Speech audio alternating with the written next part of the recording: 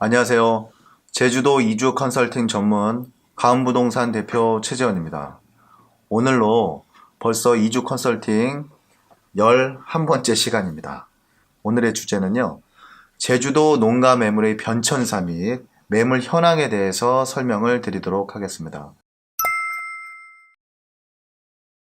첫 번째, 제주도 농가가 부각되던 시절을 한번 알아볼 텐데요. 제가 입도했던 2011년을 필두로 먼저 설명을 드리겠습니다.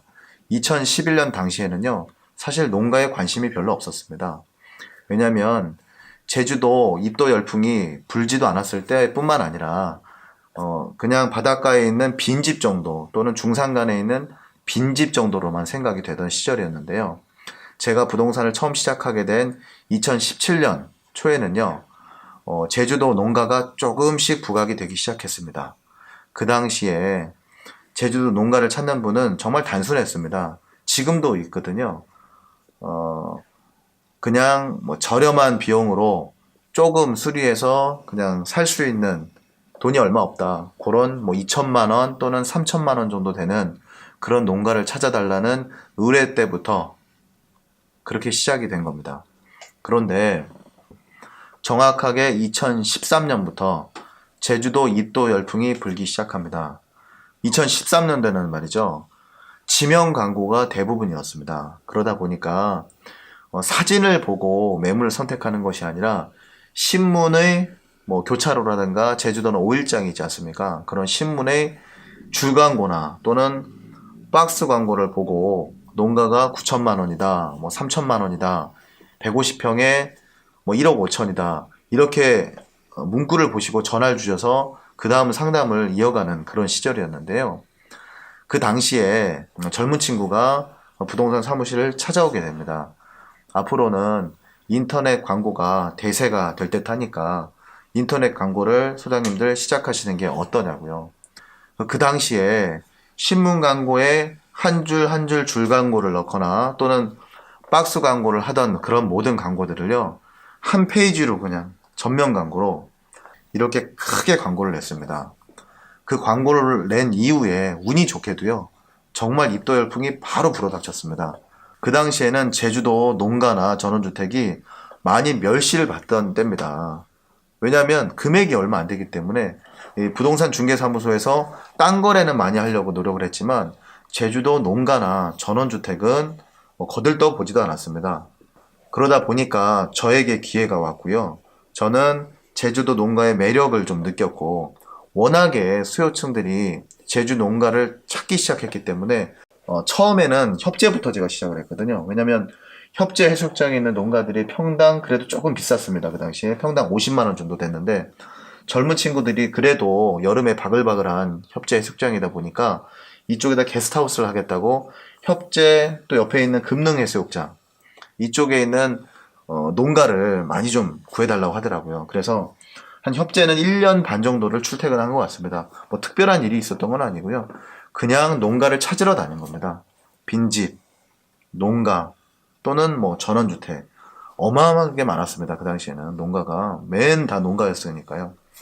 그런데 협재에 있는 농가나 땅값이 오르기 시작합니다. 급격하게 올라서 처음에 50만 원 정도에 시작하던 제주도 농가의 토지 가격이 불과 1년이 넘으니까 120만 원 정도로 껑충 지가가 상승이 했고요.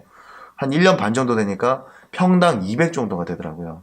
그래서 이 제주도 농가를 꿈꾸고 한번 해보겠다는 친구들이 이 협재와 애월을 떠나서 좀 더 한가하고 큼직큼직한 농가가 있는 월정과 평대, 한동 이쪽으로 몰리게 됩니다. 제가 그쪽을 선택한 것이 아니고요. 수요자 분들이 워낙에 이쪽에서 구해달라고 하다 보니까 제가 이쪽으로 출퇴근을 하게 된 거죠. 구자 쪽으로. 제가 그동안 거래한 뭐 농가만 개수를 세도 너무 많은 농가인데요. 처음에 시작했던 농가는 1,500만 원, 동복리에 있습니다. 구자읍 동복리. 그 다음 김영리, 월정리, 평대리, 세화, 하도리, 종달리 뭐 이쪽에 있는 농가들이 워낙 잘 거래가 됐기 때문에 저도 여기서 거의 2년 동안 헤어나오지를 못했습니다. 그러다 보니까 농가가 정말 핫한 시절이었죠. 핫한 시절. 두 번째, 제주 농가의 가격 변동에 대해서 설명을 드리겠습니다.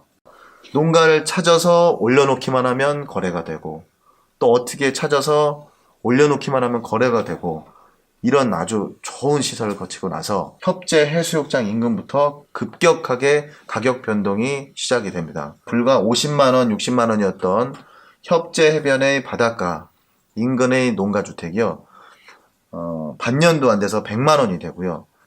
150만원 이상 치솟게 되니까요. 그 다음서부터는 천천히 농가의 그 매물들이 확대가 됩니다. 어느 쪽으로 가장 먼저 확대가 되냐면 요 애월읍입니다. 애월읍에 있는 이 농가의 가격이요. 그 당시에 80만원에서 120만원 정도로 형성이 됐었습니다. 그런데 이것도 잠시고요. 평당 100만원 이상이 되다 보니까 기존에 계획을 짰던 자금에서 많이 부족한 젊은 친구들이 그 다음 타겟 지역을 선택하게 됩니다. 제가 선택한 것이 아니라 계속 의뢰가 들어온다는 거죠. 이번엔 어디로 확장이 되냐면요.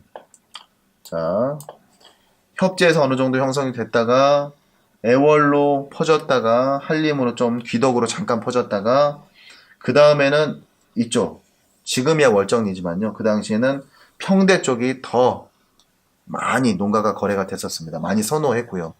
왜냐하면 이 평대와 한동리는요. 제주도 바닷가 마을 중에 가장 도로 여건이 잘 되어 있습니다. 그리고 농가가 시원시원하게 큰 대지를 가지고 있었고요. 도로 자체도 마을 도로도 굉장히 시원시원했습니다. 어느 정도냐면 그냥 조금 제주를 아신다면 평대와 한동 그 바닷가 마을과 김영이나 조천, 신촌을 막상 차를 끌고 한번 조금만 마을을 다녀보시면 제가 무슨 말씀을 드리는지 정확하게 이해가 되실 겁니다. 같은 바닷가 마을임에도 불구하고 평대와 한동, 세화 요 지역이 뜰 수 있었던 이유고 또는 많은 의뢰가 들어왔던 이유가 한가로우면서도 에메랄드빛 바다, 왜냐하면 산호사가 많이 섞여 있기 때문에요.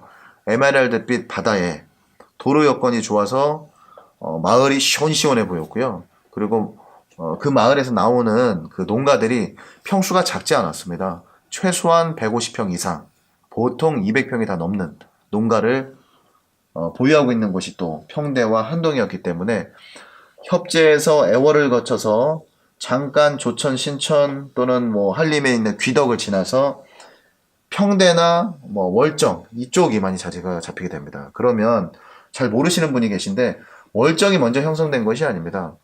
제주도 농가에 대한 매물은 평대나 한동에 먼저 형성이 됐고요. 여기에 자리를 못 잡는 친구들이 원래 월정으로 갔던 겁니다. 그러니까 월정의 해안도로 인근에 접한 농가주택이나 토지 가격이 평대리가 먼저 높아졌고요. 그 다음에 월정이고 그 다음에 월정이 갑자기 확 뜨게 된 그런 계기가 됐습니다. 그렇다면 나머지는 어떨까요?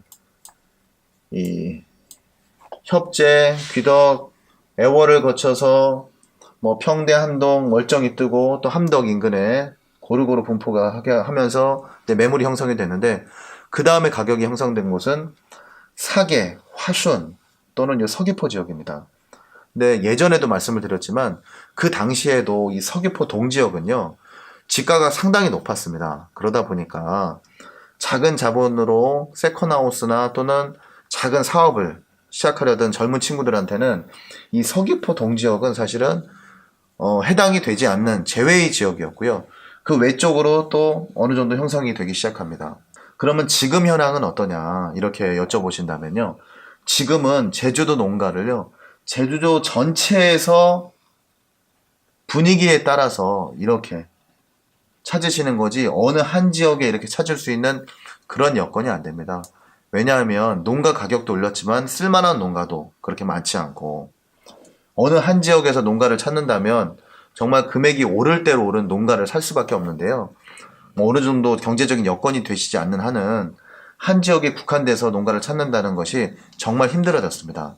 그러다 보니까 지금의 농가 가격 형성은 고르게 분포되어 있다고 보시면 되고요. 어느 한 지역 편중되지 않고 평균적으로 평당 150에서 200 정도 보시면 그냥 무난합니다.